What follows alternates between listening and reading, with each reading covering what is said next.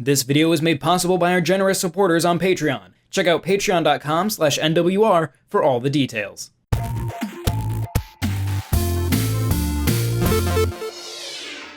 When a PR email hit my inbox about a Redout prequel, I opened it expecting to see a futuristic racing game. Instead, I was greeted with Redout Space Assault, a rail-line shooter that seemed to bear little resemblance to the 2016 racer. After releasing on Apple Arcade in 2019, Redout Space Assault now lands on Nintendo Switch.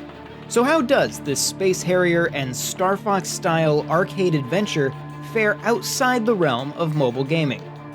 Redout Space Assault takes place during a period of political upheaval. The governments of Earth, in a bid to maintain limited resources, have begun forcibly relocating citizens to the moon.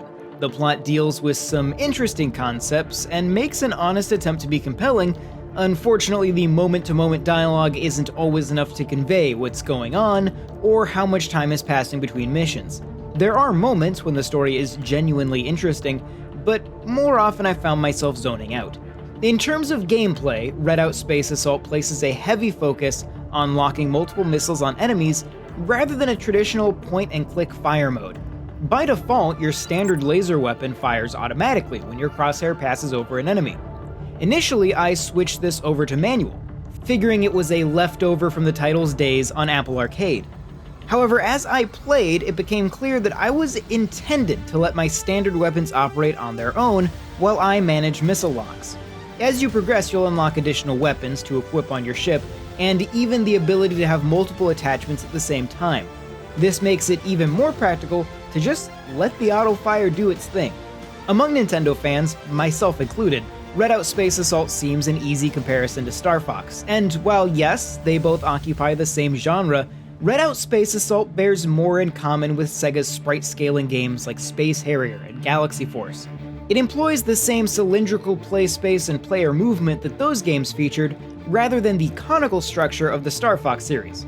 In other words, your ship always faces the same direction and aims down a tube, rather than being able to turn slightly to hit targets on the far edges of the screen. This means you can't always hit enemies as soon as they come on screen or as they're leaving. While it was clearly an intentional choice, it has always struck me as frustrating to see enemies and occasionally even power-ups drift by outside my range of movement.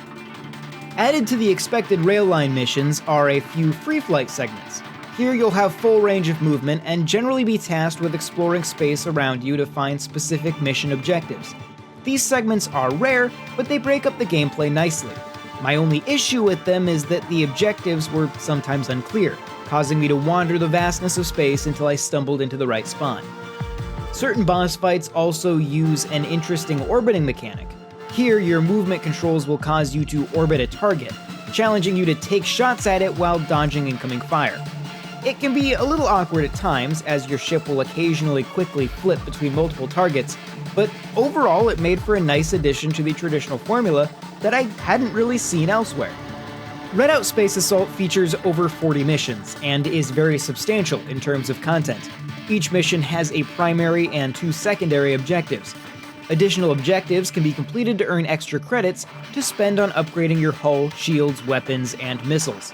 This is where my primary complaint about Redout Space Assault comes into play. As missions progress, enemies become more and more effective bullet sponges, forcing you to upgrade your ship in order to proceed. This results in having to return to old levels to pick up missed objectives or simply grind out credits. It breaks the story to have to continuously rewind to previous sections before you can proceed. It's artificial padding and makes the game more about grinding out upgrades rather than your skill as a pilot, which somewhat goes against the arcade style Redout Space Assault otherwise proudly flaunts. It's something I'm seeing more and more often in modern railline games, and it just feels like complexity for the sake of complexity. Riffing on the genre is fine, but not when that works against the gameplay you are actively trying to create. Visually, Redout Space Assault looks quite nice on Switch, especially in handheld mode, where it looks to run at or very near the Switch's native 1280 by 720 resolution. It looks especially good when compared to the previous Redout game on Switch, which suffers from a very low resolution and visual downgrade compared to the other platforms. Likely due to its Apple Arcade roots, Redout Space Assault makes the transition quite gracefully. Redout Space Assault, while a generally fun game, seems to miss out on a few of the concepts that make the genre work. Arcade-style games like this should be based on skill, with missions that continually pit the player against more complex piloting and shooting challenges. While this almost gets there, it falls back on artificial padding based on grinding out upgrades for your ship. That being said, when it does hit its stride, Redout Space Assault has some truly thrilling moments.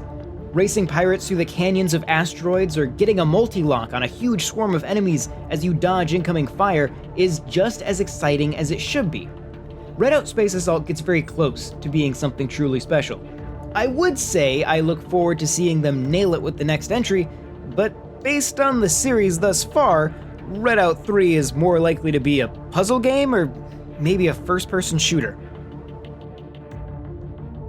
This video was made possible by our generous supporters on Patreon. Did you know that Nintendo World Report is funded directly by fans like you?